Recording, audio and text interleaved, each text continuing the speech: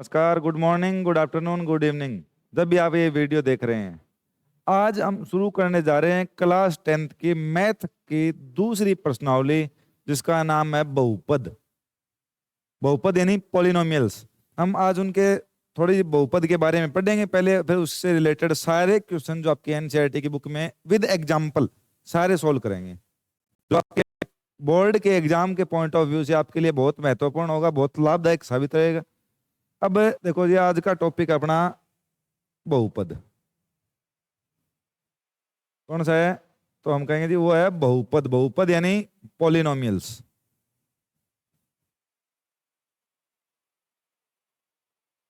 Polynomials होते हैं यदि कोई मैथमेटिकल एक्सप्रेशन यानी जिसमें चर भी हो और अचर भी हो, ये अगर इनके बीच, चर और अचर के बीच अगर हम बीज गणितीय संक्रियाओं का उपयोग करें, चर और अचर के बीच बीज गणितीय संक्रियाओं का उपयोग करने पर हमें एक पद मिलता है। और अगर इस पद की घात या इस पद में चर की मैक्सिमम जो पावर है, अधिकतम जो घात है, वो अगर 1 2 3 4 सीधा सीधा कहें तो पूर्ण संख्याएं, होल नंबर हैं। क्या है? पूर्ण संख्याएं। 1 2 3 4 5 6। ना तो चर की पावर नेगेटिव होनी चाहिए, ना ही चर की पावर फ्रैक्शन यानी भिन्न में होनी चाहिए। अगर किसी जगह आपको x की पावर 3/2 दिखाई दे, इसका मतलब वो पॉलिनोमियल यानी बहुपद है ही नहीं। कहीं आपको x की घात -1, कहीं x की घात -7, कहीं x की घात -4, कुछ ऐसा दिखाई दे, इसका मतलब वो चर है, सॉरी चर तो है लेकिन बहुपद नहीं है। वो क्या नहीं है? बहुपद। उसके लिए क्या चाहिए? चर की घात 1 2 3 4 5 6 7 यानी पॉजिटिव नंबर होने चाहिए टोटल। ना तो उसमें भिन्न आनी चाहिए, जैसे 3/2 4/7 ये नहीं आनी चाहिए। फ्रैक्शन यानी भिन्न नहीं आनी चाहिए घात के रूप में। और एक क्या होगा कि घात ऋणात्मक यानी नेगेटिव नहीं होनी चाहिए, तो वो क्या आएगा? अपना पॉलिनोमियल। जैसे अगर हम बात करें x² + 7, x² + 7, तो ये क्या होगा? बहुपद। पर अगर आपको ये कहा जाए कि x की घात 3/2 + 7x + 1/4, तो देखो यहां पर चर कौन है? x। चर होता है जिसका मान बदलता रहे, जिसका मान है बदलता रहे। जैसे आप सेकंड, थर्ड, फोर्थ तीनों चैप्टर यानी आपकी दूसरी, तीसरी और चौथी प्रश्नावली जब आप करोगे, तब आपको हर जगह x और y की वैल्यू अलग अलग मिलेगी। किसी क्वेश्चन में x की वैल्यू कुछ आएगी, किसी में कुछ आएगी। तो जिसकी वैल्यू चेंज होती रहे उसको हम कहते हैं चर यानी वेरिएबल। क्या कहा जाएगा उसको? चर यानी वेरिएबल। और जैसे अगर आपको कहा जाए 7, तो 7 का मतलब 7 ही होता है, आप किसी क्वेश्चन में यूज करो चाहे, यानी वैल्यू जिसकी चेंज ना हो उसको हम कहेंगे कांस्टेंट। क्या कहा जाएगा? कांस्टेंट यानी अचर। कांस्टेंट का मतलब है अचर। जिसकी वैल्यू चेंज हो वो चर, जिसकी वैल्यू चेंज ना हो वो अचर। अगर किसी गणितीय एक्सप्रेशन यानी जो हमने दिखाया है, कोई एक ऐसे लिख दिया कि x cube plus x² + x + 1, ये अगर हमने कोई बहुपद लिखा है या हमने कोई पद लिखा है, और ये पद बहुपद है या नहीं ये बताने के लिए आप क्या करोगे? पहले चर ढूंढो। इसमें चर ढूंढ लिया, तो चर ढूंढने के बाद देखो कि क्या इसकी घात एक पूर्ण संख्या है, क्या एक घात पूर्ण संख्या है, यानी पॉजिटिव नंबर भी होना चाहिए और भिन्न भी नहीं होनी चाहिए, तो ये बहुपद है। अब आपसे पूछेगा कई बार बहुपद की डिग्री। क्या पूछा जाता है? बहुपद की डिग्री। तो बहुपद की डिग्री होती है जी चर की अधिकतम घात हो। जो चर की अधिकतम घात हो उसको हम कहते हैं बहुपद की डिग्री कह दो, या जिसको आप कोटि कहते हो, या कहते हो कि बहुपद की घात। घात मिल जाएगा कई जगह कोटि लिखा हुआ मिलेगा, कई उसको डिग्री बोलेंगे। क्या होता है? चर की अधिकतम घात को हम बहुपद की घात कहते हैं। चर की अधिकतम घात को हम बहुपद की घात कहते हैं। अगर किसी चर की घात मैक्सिमम 1 है, कितनी है? 1, तो उसको हम कहेंगे रेखिक बहुपद। क्या कहा जाएगा उसको? रेखिक बहुपद। रेखिक बहुपद। अगर चर की घात 2 है, या ये कहें कि उस बहुपद की घात 2 है, तो उसको कहा जाएगा द्विघाती बहुपद। क्या कहेंगे जी उसको? द्विघाती बहुपद। क्वाड्रेटिक पॉलिनोमियल, ये हो जाएगा लीनियर पॉलिनोमियल। और अगर चर की घात 3 है, तो इसको हम कहेंगे त्रिघाती त्रिघाती बहुपद या क्यूबिकल या क्यूबिक पॉलिनोमियल, क्या कहा जाएगा इसको? तो कहेंगे जी क्यूबिक पॉलिनोमियल। ये वैसे तो सारी 9th क्लास की बातें पढ़ चुकी हो आप। और जो द्विघाती है उसको कहा जाएगा क्वाड्रेटिक, क्वाड्रेटिक पॉलिनोमियल। और जिसकी घात एक हो उसको कहेंगे रेखिक यानी लीनियर पॉलिनोमियल, लीनियर पॉलिनोमियल। अब अगर घात आए 4 तो इसको कहेंगे हम चतुर्थ घाती। क्या कहा जाएगा? चतुर्थ घाती। और चतुर्थ घाती को हम कहते हैं क्वार्टिक। एक तो आएगा क्वार्टिक पॉलिनोमियल, क्वार्टिक कह सकते हो। अगर क्वार्टिक ना कहो तो आप बाई क्वाड्रेटिक बोलोगे इसको। क्या बोलेंगे इसको? By quadratic polynomial. अगर आपसे पूछ ले कोई कि बहुपद यानी पॉलिनोमियल के कितने टाइप होते हैं on the basis of degree, घात के आधार पर, तो हम कहेंगे घात के आधार पर होते हैं जी 4 जो हम पढ़ते हैं। कौन सा? जिसकी बहुपद की घात 1 रेखिक बहुपद यानी लीनियर पॉलिनोमियल, जिसकी अधिकतम घात 2, या ये कहें कि बहुपद की घात 2, या ये कहें कि पॉलिनोमियल की डिग्री 2। तो डिग्री 2 तो द्विघाती बहुपद यानी क्वाड्रेटिक पॉलिनोमियल। अगर बहुपद की घात 3 यानी डिग्री 3 तो त्रिघाती बहुपद यानी क्यूबिक पॉलिनोमियल। और अगर घात 4 यानी डिग्री 4, इसका मतलब चतुर्थ घाती बहुपद या क्वार्टिक, क्वार्टिक या बाई क्वाड्रेटिक पॉलिनोमियल। ठीक है जी। अब एक बात थोड़ी सी और कर लेते हैं आगे। अब हम क्या करेंगे, उसकी टर्म्स के बेस पे, पद के आधार पर। टर्म्स क्या होता है? पद। यानी अगर हम कहें कि x की क्यूब प्लस x की स्क्वायर प्लस x प्लस 1, तो इसमें जितनी बार, अगर आपको एक शॉर्टकट तरीका बताता हूं, जितनी बार प्लस या माइनस का निशान लगाया गया है वो जोड़े। यहां पहले कितनी बार है प्लस का निशान? 1 2 3, 3 बार। इसमें एक और जोड़ो अपनी तरफ से 4, तो इसमें कितनी टर्म होंगी? टोटल है 4 टर्म होंगी। कितनी होंगी जी? टोटल है 4 टर्म। या ये कह सकते हो टर्म्स होती क्या है कि बहुपद का वो भाग जो प्लस या माइनस संक्रिया द्वारा अलग किया जाता है। बहुपद का वो भाग जो प्लस और माइनस संक्रिया, यहां पर प्लस है, हो सकता है कि x की क्यूब माइनस x की स्क्वायर प्लस x माइनस 1 ऐसे आ जाए। अब कौन अलग अलग कर रहा है? एक तो माइनस प्लस माइनस। तो बहुपद का वो भाग जो प्लस और माइनस संक्रिया द्वारा पृथक किया जाता है उसको हम कहेंगे पद। टर्म्स का मतलब part of polynomial which are separated by positive and negative plus और minus algebraic expression, mathematical expressions. अगर आपसे पूछे कि टर्म्स क्या होती हैं, तो terms is the part of polynomial which are separated by, या ये कह सकते हो terms are the elements of polynomial which are separated by plus और माइनस मैथमेटिकल एक्सप्रेशंस। या बहुपद के वो पद या बहुपद के वो भाग जो प्लस या माइनस द्वारा अलग किए गए हैं उनको हम कहेंगे पद यानी टर्म। अगर आपको कहा जाए कि x की स्क्वायर प्लस 2, कितने टर्म है इसमें? x की स्क्वायर प्लस है 2, कितने टर्म है? तो हम कहेंगे जी कितनी बार प्लस माइनस लगा है? एक बार। एक बार का मतलब, एक बार का मतलब हम 2 बताएंगे। कितनी टर्म है? 2। एक ये रही, एक ये रही।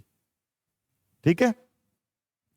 अब आपको बताया जाता है कि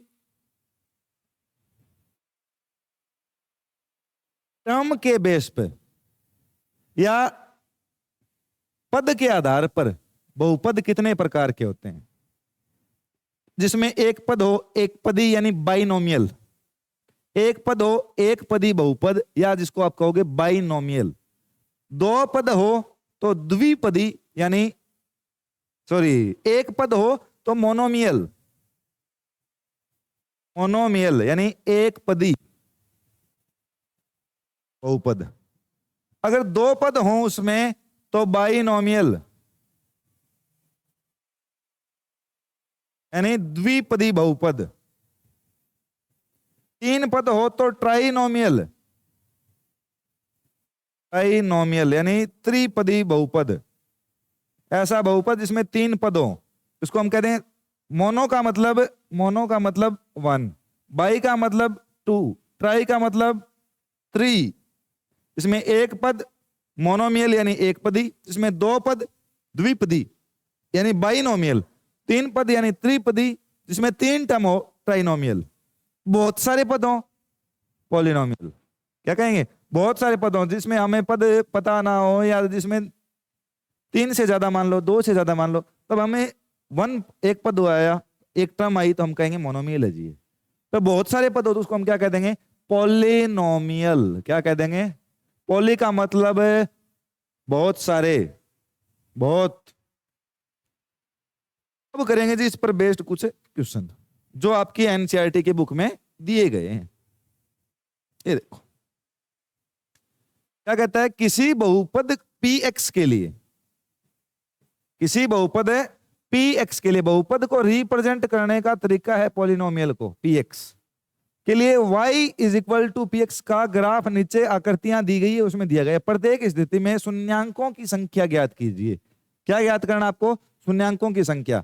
अगर आपको याद रहे तो मैं थोड़ी सी एक बात बताना चाहूंगा आपको कि अगर घात 1 है, घात 1 है यानी लीनियर पॉलिनोमियल है यानी रेखिक बहुपद है, तो उसका मैक्सिमम हल, मैक्सिमम सॉल्यूशन एक ही हो सकता है। घात 2 है तो हम पढ़ते हैं कि उसके 2 बहुपद, जिस बहुपद की घात 2 हो यानी जो क्वाड्रेटिक पॉलिनोमियल होता है उसके 2 हल होते हैं, 2 शून्यांक होते हैं, 2 सॉल्यूशन होते हैं, तो हम 2 नहीं कहेंगे, हम कहेंगे एटमोस्ट 2 यानी अधिकतम 2 हल हो सकते हैं। घात अधिकतम 3, या ये कहें कि डिग्री ऑफ पॉलिनोमियल 3 है, या बहुपद की घात 3 है तो उसके अधिकतम हल कितने होंगे? तो 3 होंगे।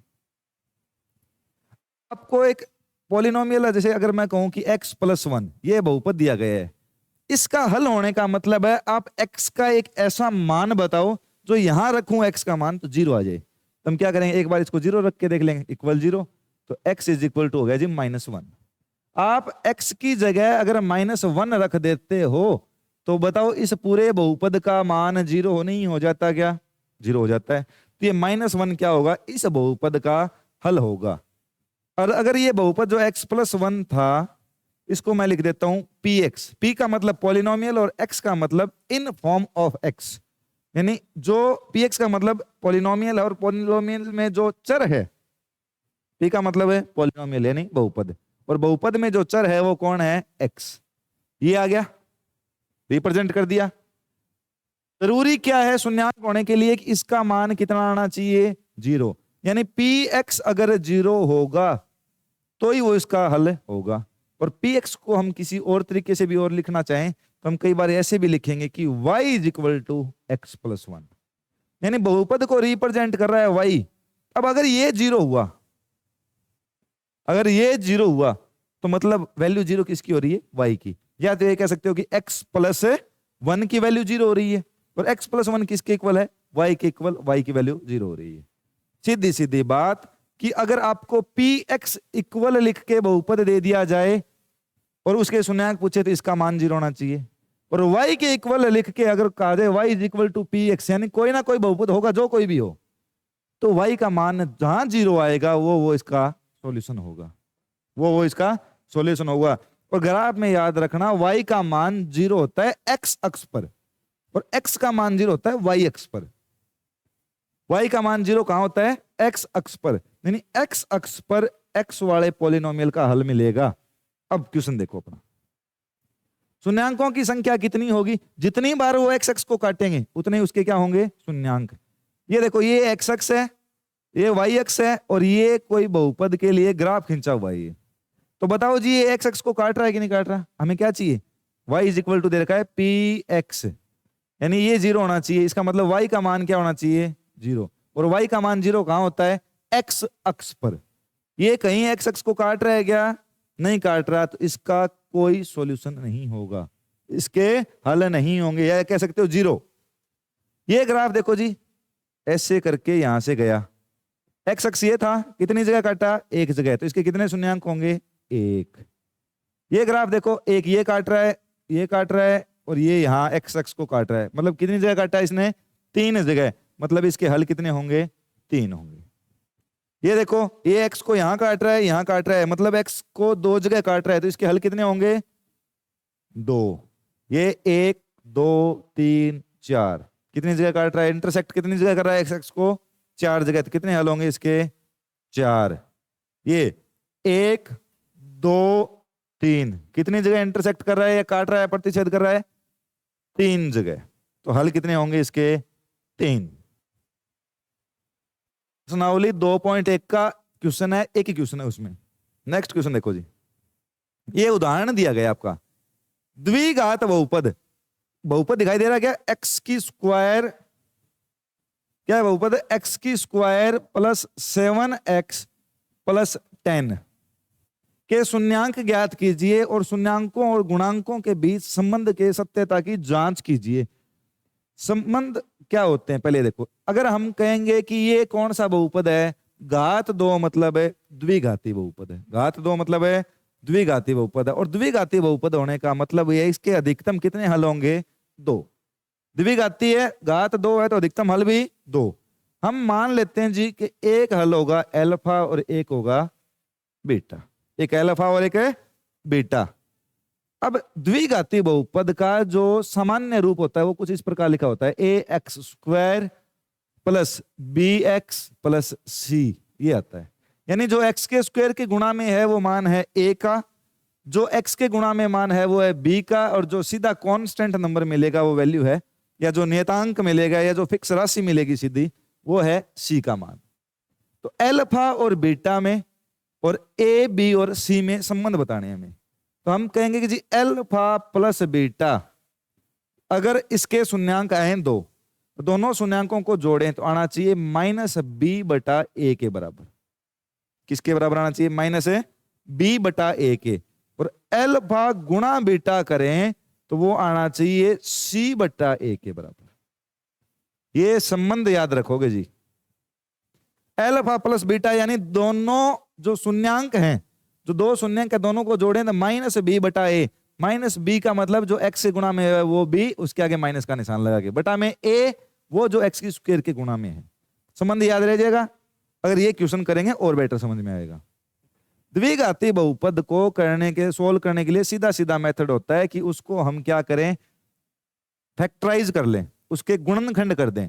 गुणनखंड करेंगे तो 7 को ऐसे तोड़ेंगे कि गुणा करें तो 10 और एक्स की स्क्वायर के गुणा में कितना है? 1। कुछ नहीं होता, इसका मतलब 1। तो 10 का और 1 का गुणा कितना आएगा? 10। तो ऐसे दो कोई नंबर सोचो, दो कोई संख्याएं सोचो जिसका गुणा 10 आता हो, और उनको जोड़ें तो कितना आ जाए? 7x आ जाए। जोड़ें तो कितना आ जाए? 7 आ जाए। तो हमें पता है जी एक 5 होता है और एक 2 होता है। तो एक्स की square plus 5x plus 2x plus 10, ठीक है। इनमें से कॉमन क्या आ रहा है? तो जी x आ रहा है, यहां क्या बचेगा? x प्लस, यहां बच गया 5। यहां क्या कॉमन आ रहा है? +2, तो यहां बचेगा x प्लस 5। और अगर आप किसी बहुपद के गुणनखंड करें और ये ब्रैकेट वाली संख्या सेम ना आए, इसका मतलब है कि आपका गुणनखंड गलत है। देखो अब फिर एक संख्या बन गई जी, ये क्या हुआ? फिर से एक संख्या बन गई। अब इसमें से x प्लस 1 कॉमन आ रहा है, सॉरी x प्लस 5 दोनों में सेम है, तो क्या आ जाएगा? Common x plus 5। तो यहां बच गया कौन है? x। तो यहां कौन बच गया? +2। शून्यांक ज्ञात करने के लिए 0 के बराबर रख देंगे। अब देखो एक तो ये संख्या है और एक ये संख्या है, दो संख्याओं का गुणा 0 है। इसका मतलब होता है या तो पहली संख्या 0 है, या दूसरी संख्या 0 है, या दोनों संख्याएं 0 हैं। तो हम क्या करेंगे, एक बार तो x प्लस 5 को 0 के इक्वल रख लेंगे, एक बार x प्लस 2 को 0 के इक्वल रख लेंगे। देखो क्या करेंगे, x plus 5 is equal to 0, और दूसरा x plus 2 is equal to 0। x का मान क्या गया जी? यहां से -5, यहां से x का मान आ गया, इसको इधर लेके आ रहो, फेंक के मारो इसको +2 को, ये आ जाएगा -2। ये मान आ गया जी दूसरा। इसको हम कह देते हैं अल्फा, -5 आया, और इसको मान लेते हैं बीटा। जिसको बीटा मानना है बीटा मानो, जिसको अल्फा मानना है अल्फा मानो, कोई फर्क नहीं पड़ता उस चीज से। संबंध क्या कहता है अपना? जो समीकरण, जो बहुपद था वो था x की स्क्वायर प्लस 7x प्लस 10। तो यहां से देखोगे जी, जो एक्स के स्क्वायर के गुणा में होता है वो मान होता है ए का। ए कितना आ गया? ए आ गया जी 1। जो एक्स के गुणा में होता है मान होता है बी का, तो बी का मान 7। सी का जो सीधा पड़ा मिलेगा वो 10। ये आएगा कि नहीं आएगा? हम कहेंगे संबंध स्थापित करने का संबंध देखे था ना अभी, एल्फा प्लस बीटा इक्वल होना चाहिए माइनस बी बटा ए के, और एल्फा इंटू बीटा होना चाहिए सी बटा ए के।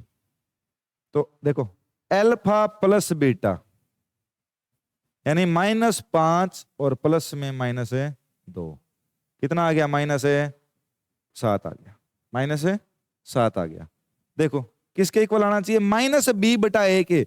तो हम क्या कहेंगे? माइनस बी बटा ए। माइनस बी तो निशान माइनस का रख लेंगे। बी का मान 7, ए का मान 1, कितना आ गया? -7। हमने सीधा जोड़ के देखा -7 आया, संबंध लगाया -7 आया, मतलब संबंध सत्यापित होता है। एल्फा गुणा बीटा करो बेटा, तो एल्फा कितना है? -5, बीटा कितना है? -2, कितना आया जी? 10। किसके इक्वल आना चाहिए? सी बटा ए के। किसके इक्वल आना चाहिए? सी बटा ए। सी कितना है जी? देखो अभी बताया ना 10, और ए कितना है? 1, कितना आ गया? 10। तो इसमें हमने जो एल्फा गुणा बीटा करके देखा, एल्फा गुणा बीटा करके देखा, प्लस का 10 आया। फॉर्मूला लगा के देखा, सी बटा ए का 10 आया। जब हमने एल्फा प्लस बीटा किया था तो कितना आ रहा था अपना? -7। और जब हमने माइनस बी बटा ए लगाया तो भी आया -7। इसका मतलब संबंध की सत्यता सत्यापित होती है, संबंध सही है, यहां वैलिड है इसके लिए। दूसरा क्वेश्चन देखो जी, बहुपद x की स्क्वायर -3 के शून्यांक ज्ञात कीजिए। बहुपद क्या है? x की स्क्वायर -3। उदाहरण नंबर 3 आपकी किताब का ये। और शून्यांकों और गुणांकों के बीच संबंध की सत्यता की जांच कीजिए। संबंध ये हर बार लिखूंगा ऊपर, alpha plus beta is equal to minus B बटा ए एंड एल्फा गुणा beta is equal to C बटा ए। आ जाएगा कि नहीं आ जाएगा? चलो करके देखो। 0 के इक्वल पुट करें, क्या आएगा? X square is equal to 3। अब स्क्वेयर हटाएंगे तो क्या लग जाएगा? Under root. तो यहां आ जाएगा x इज इक्वल टू √3, और √3 का मतलब x का मान 1 आएगा, प्लस का √3, एक आएगा माइनस का √3। क्या गया? एक तो प्लस का √3 और एक है माइनस का √3। एक तो ये तरीका है ये लिखने का। अगर ये अच्छा ना लगा हो तो एक चीज और देखो, यही इसी के सॉल्यूशन का तरीका। x की स्क्वायर -3 है, तो आप -3 को एक चीज देखो, इस 3 का स्क्वायर कर दूं कोई प्रॉब्लम थोड़ी है। हमने क्या किया? √3 की स्क्वायर लिख दी। किसको? 3 को। और आप सभी को पता है कि √3 की स्क्वायर 3 ही होती है, यानी हमने कोई बदलाव तो नहीं किया खास। अब देखो ये a square minus B square, formula याद आ रहा है क्या? a square minus B square क्या होता है? a plus B, a minus B. a plus B यानी x की जगह, a की जगह x है, प्लस √3। दूसरा क्या आ जाएगा? x minus √3, a minus B is equal to 0। अभी बताया था कि अगर दो संख्याओं का गुणा 0 है, इसका मतलब या तो पहली संख्या 0 है, या दूसरी 0 है, या दोनों 0 है। तो हम क्या मानेंगे कि दोनों 0 के इक्वल रखो। x plus √3 is equal to 0 और x minus √3 is equal to 0। ये इधर जाएगा जी, क्या हो जाएगा? x इज इक्वल टू -√3, या ये कह सकते हैं कि अल्फा का मान कितना आ गया? -√। प्रॉब्लम तो नहीं है कोई? बीटा ये फेंक के मारो इधर, प्लस का हो जाएगा माइनस का, तो x is equal to √3 plus का हो गया। या ये कह सकते हो कि बीटा इज इक्वल टू √3। तो प्रॉब्लम तो नहीं है जी। ये तो यहाँ आए थे प्लस का √3 और x का मान दूसरा आया था माइनस का √3, वो तो दोनों आ रहे हैं कि नहीं आ रहे? तो आप इसको अल्फा इसको बीटा मानो, इसको अल्फा इसको बीटा मानो, कोई फर्क नहीं पड़ता। अब क्या करेंगे? संबंध स्थापित करेंगे। अल्फा प्लस बीटा क्या जोड़ोगे? अल्फा का मान था -√3 प्लस में √3, क्या आ गया जी? -√3 plus √3 is equal to 0। Alpha plus beta संबंध क्या कहता है, माइनस बी बटा ए। देखो बी क्या होता है, जो एक्स के गुणा में हो, एक्स की स्क्वायर के गुणा में ए होता है, एक्स के गुणा में होता है वो बी होता है, सीधा बच गया वो सी होता है। मतलब एक्स है ही नहीं इसमें, एक्स नहीं है तो क्या मैं इसको ऐसे लिख दूं कि एक्स स्क्वायर प्लस 0 गुणा बी, सॉरी 0 गुणा एक्स, 0 गुणा एक्स माइनस 3। तो 0 गुणा एक्स का मतलब 0 ही होता है, तो बचेगा तो वही एक्स की स्क्वायर माइनस है 3। तो एक्स के गुणा में कितना है 0। या ये मान सकते हो कि बी वाली टर्म यानी एक्स वाला, सीधा अकेले एक्स वाला जो पद गायब है, गायब है मतलब वो 0 से गुणा हुआ होगा, यानी बी का मान है 0, बी का मान है 0, ए का इसके जो मल्टीप्लाई में है वो गुणा में है वो 1, बी का 0, सी का माइनस 3। देखो संबंध लगाओ, बी का मान 0 तो 0 बट्टा ए का मान 1, 0। यही तो हमने जोड़ के देखा तो आया, यही फॉर्मूले से आया, मतलब संबंध सही है, अपने सवाल के संबंध सही है। अल्फा इंटू बीटा प्लस का रूट 3 गुणा में माइनस का root 3, plus minus minus, root 3 का गुणा रूट 3 से 3 आ गया जी। फॉर्मूला लगाओ सी अपॉन ए, क्या सी अपॉन ए, सी का मान कितना था -3 अपॉन ए का मान 1, कितना आया -3। इसका मतलब संबंध इसके लिए भी सही है। तो गुणांकों और शून्यांकों के बीच संबंध स्थापित करने थे, हम कर चुके हैं। ये तो है अल्फा इंटू बीटा का ये रहा, alpha sorry alpha into beta का ये, अल्फा प्लस बीटा का ये। एक क्वेश्चन और देखो, अब की बार क्या कह रहा है, पहले कह रहा था कि बहुपद के शून्यांकों के गुणनफल और जोड़ आपसे पूछ रहा था क्या आएगा। अब की बार ये आपको शून्यांकों के गुणनफल और शून्यांकों का जोड़ देके आपसे बहुपद पूछ रहा है। क्या पूछ रहा है, बहुपद। बहुपद का फॉर्मूला याद करें भाई, कुछ भी दिया गया हो मान आपको, बहुपद का फॉर्मूला एक ही रहेगा।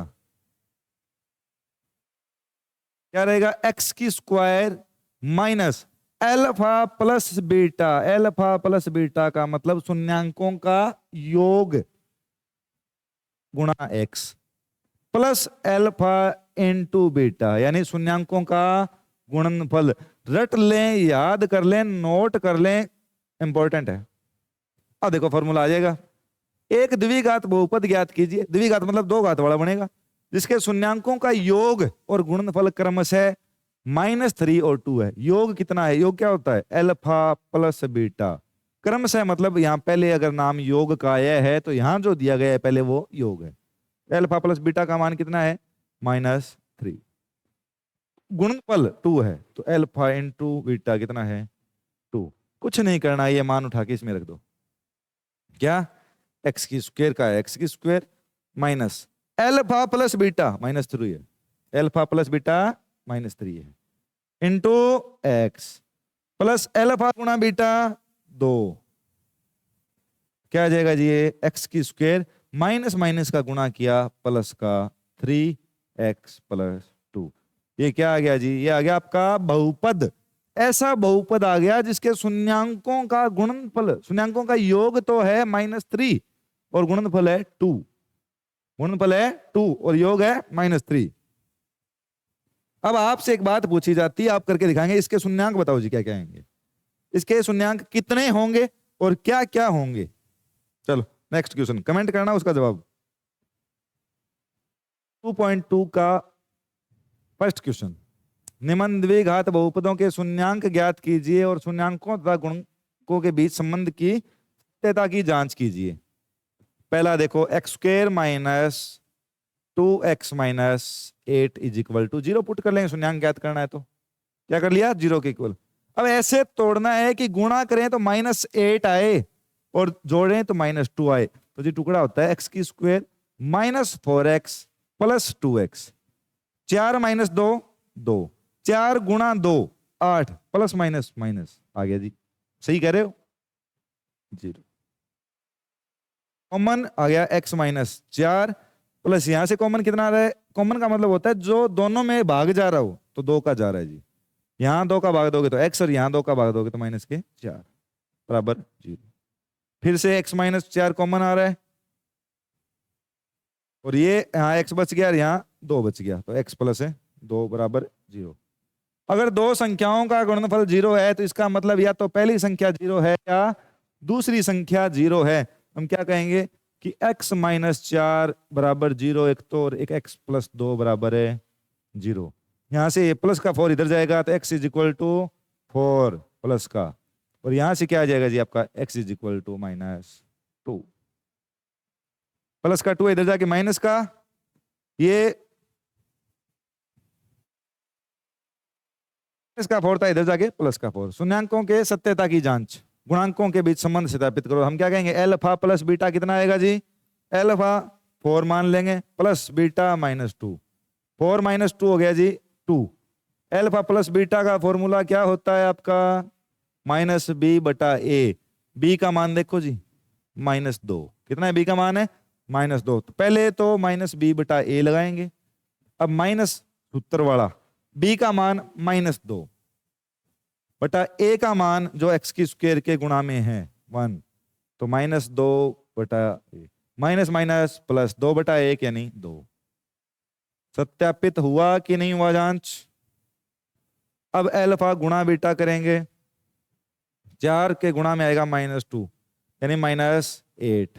किसके इक्वल होना चाहिए जी, सी अपॉन ए की। सी कितना है, सी है जी माइनस 8, निशान साथ आएंगे तो कितना है माइनस 8, और ए का मान है 1, कितना आएगा माइनस 8। बोलो संबंध सत्यापित हुए कि नहीं हुए। जैसा पहला सेम टू सेम दूसरा, कुछ नहीं करना, डिजिट चेंज हुए बस। 4s square minus 4s plus 1, टुकड़े मैं करके दिखा देता हूं। 4s square minus 4s plus 1, ऐसे तोड़ो कि गुणा करें तो 4 और 1 का गुणा 4, गुणा करें तो 4 आना चाहिए, जोड़ें तो माइनस के 2 आने, माइनस के 4 आने चाहिए। इसके टुकड़े क्या होंगे जी 4s square minus 2s minus 2s plus 1, minus 2s minus के 4s आ गया वापस। मल्टीप्लाई करोगे माइनस 2 का माइनस 2 से तो प्लस के 4, इससे आगे करोगे जी आप खुद, और जवाब करोगे कमेंट, इसका आंसर जो आए, जिससे नहीं हुआ वो बताना कि नहीं हुआ, हम करवा देंगे। अब आ जाओ जी इस पे 6x square minus 3 minus 7x, 6x square minus 3 minus 7x। इसको थोड़ा सा ढंग से लिख लें। पहले क्या लिखते हैं, 2 घात वाला, उसके बाद 1 घात वाला, और उसके बाद अचर। हम क्या लिखेंगे 6x स्क्वायर माइनस 7x और माइनस के 3। अब क्या करना है, गुणा करें तो 6 और 3 का गुणा यानी 18 आना चाहिए, 6 और 3 का गुणा यानी गुणा आना चाहिए 18, और जोड़ें तो आना चाहिए 7। तो माइनस के 9 और प्लस के 2, देखो माइनस के 7 आ गए, और गुणा करोगे तो प्लस माइनस ये है, यहां प्लस है, मतलब गुणा चाहिए माइनस का 18, तो माइनस 9 का गुणा करोगे माइनस 2 से तो कितना आएगा, सॉरी प्लस 2 से कितना आएगा जी माइनस 18। क्या आ गए टुकड़े इसके 6x square minus 9x plus 2x minus 3 is equal to 0। Common आ जाएगा इसमें, एक तो x आएगा जी और एक है 3, 3 का भी भाग जा रहा है दोनों में, x का भी जा रहा है, तो यहाँ क्या आएगा 2x, यहां से बच गया 3 से काटोगे तो 3, x से x कट गया, प्लस कुछ कॉमन नहीं आ रहा तो हम कहते हैं 1 कॉमन आ रहा है, तो सेम रह जाएगा 2x minus 3 is equal to 0। अब 2x माइनस 3 ले लो कॉमन, यहां क्या बचेगा 3x, यहां क्या बचेगा प्लस 1 बराबर 0। दो संख्याओं का गुणा 0 हो तो या तो पहली 0 है या दूसरी 0 है या दोनों 0 हैं, या तो ये 0 है या ये 0 है, हम कहेंगे दोनों 0 है, हमें नहीं पता। 2x minus 3 is equal to 0 और 3x plus 1 is equal to 0। Minus का 3 साइड गया, प्लस का 3, 2 जाएगा डिवाइड में, तो x क्या आ जाएगा 3/2, और यहाँ x क्या आ जाएगा, ये 1 इधर जाएगा तो 3x is equal to minus 1, x is equal to minus 1/3। आ गए कि नहीं आ गए, ये आगे शून्यांक। आप इसको मान लो, इसको आप मान लो एल्फा, क्या कह दिया इसको एल्फा, और इसको आप क्या कह दो जी बीटा कह दो। अब alpha plus beta is equal to होता है माइनस बी बटा ए, एल्फा इंटू बीटा होता है सी बटा ए। कितनी बार करके दिखाऊं, बहुत बार कर लिया। अब की बार इससे आगे खुद करके देखोगे, इनमें संबंध लगा के देखो संबंध आ रहे हैं क्या, वो और नहीं आ रहे हैं तो कमेंट करो जी गलत कर दिया, पर मेरे हिसाब से संबंध आ जाएंगे वो। चलो नेक्स्ट क्वेश्चन देखो, 8u square plus sorry 4u square plus है 8u, 4u स्क्वायर प्लस है सॉरी 8u, क्या करोगे जी, इसको जीरो के इक्वल रखोगे। क्या करोगे, जीरो के इक्वल रखोगे। जब जीरो के इक्वल रखोगे, क्योंकि हमें इसके शून्यांक ज्ञात करने हैं, तो इक्वल रख दिया हमने जीरो के। कॉमन क्या आ रहा है, एक तो 4 कॉमन आ रहा है, दोनों से डिवाइड हो रहा है, 4 को कॉमन ले लिया। एक u दोनों में है, u कॉमन आ गया। क्या बच गया यहां पर, तो बच गया u और यहां बच गया प्लस के 2 बराबर 0। एक तो ये संख्या गुणा में है और एक ये दूसरी संख्या गुणा में है। अब या तो ये 0 है या ये 0, हम कहेंगे जी हमें नहीं पता, तो हम दोनों को 0 रख लेंगे। क्या कहेंगे, 4u इज इक्वल टू 0 और एक u plus 2 is equal to 0। u का मान कितना आया जी, 0 एक तो, और यहां से u का मान क्या आ जाएगा, -2। इसको आप एल्फा मानो, इसको आप बीटा मानो, और alpha plus beta is equal to -b बटा a, alpha into beta is equal to c बटा a। खुद लगाने की कोशिश करें, करने की कोशिश करें, होगा। चलो जी नेक्स्ट देखो, टी स्क्वायर -15, टी स्क्वायर -15, दो तरीके हैं। मैंने करवाया था वो था एक्स स्क्वायर -3, इसको आप क्या लिख लोगे, एक तो टी स्क्वायर -15 है, इसको इक्वल 15 ले जाओ, तो क्या आएगा, t इज इक्वल टू √15, और अंडर रूट में कोई संख्या है तो वो बाहर आती है, तो प्लस की भी आएगी और माइनस की भी आएगी। क्या आएगा, एक आ जाएगा प्लस के √15, एक आएगा माइनस के √15, यानी -√15 और प्लस के √15। दूसरा तरीका क्या बताया था कि टी की स्क्वायर -15 दिया है आपको, बराबर 0 रखा। आप क्या कर दोगे, टी की स्क्वायर माइनस √15 की स्क्वायर कर दो। क्या गया, ए स्क्वायर -b स्क्वायर वाला फॉर्मूला लग जाएगा कि नहीं लग जाएगा, लग जाएगा। तो क्या करेंगे, t प्लस √15 और t माइनस √15 बराबर 0। एक बार ये 0, एक बार ये 0, यानी t प्लस √15 बराबर 0। तो क्या आ जाएगा जी, t इज इक्वल टू -√15। एक आ जाएगा t minus √15 is equal to 0। क्या आ जाएगा जी आपका, t इज इक्वल टू √15। अब वही संबंध सत्यापित करने वाली बात, कौन से संबंध सत्यापित करने आपको, कहां गए जी वो लिखे हुए, ये रे, ये सत्यापित करने आपको, ये लगाने हैं वहां पर। एक √15 आएगा, एक -√15 आएगा, दोनों को वैल्यू रखोगे आएगा सेम। चलो जी अब देखो इसका next question, 3x square -x -4 क्या है, 3x स्क्वायर -x -4। अब देखो मल्टीप्लाई करें तो कितना आना चाहिए, 4 का 3 से मल्टीप्लाई यानी 12। ये प्लस का है, ये माइनस का है, तो -12 आना चाहिए। और जोड़ें तो क्या आना चाहिए, प्लस का सॉरी माइनस का 1 आना चाहिए। ऐसी दो संख्याएं बताओ, तो एक आ गया जी 4, एक आ गया 3, दोनों को गुणा करेंगे 12 आएगा। अब हमें देखो माइनस का चाहिए कि प्लस का चाहिए, क्या चाहिए ना, माइनस के 1x चाहिए, माइनस का 1 चाहिए। माइनस कब आएगा, जब बड़ी संख्या माइनस की आई, ये माइनस का और ये प्लस का, बस हो गया। 3x स्क्वायर -4x प्लस में 3x -4, कॉमन क्या रहा है जी यहां से, x, क्या बच गया 3x, और यहां से बच गया जी माइनस का 4, प्लस यहां से क्या कॉमन आ रहा है, कुछ नहीं आ रहा, क्या आएगा 3x -4 इक्वल है 0। फिर कॉमन आ रहा है 3x -4, तो यहां क्या बचेगा x, यहां क्या बच गया +1 बराबर 0।